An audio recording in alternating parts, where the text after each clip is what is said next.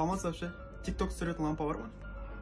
Қуасың ба, бұл саған не продуктовый болып? Қандай лампа? Просто үйде қарындастарым қол бос кезде пайдалы нәрсемен айналыссын деген ғой. Миымды қатырма істейсіз, не аласың басқа?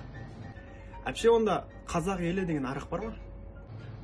Ондай арақ жоқ бізде, таусылып кетті. Бізде ше басқа арақтар бар, көрсек басқа арақ берейін ба?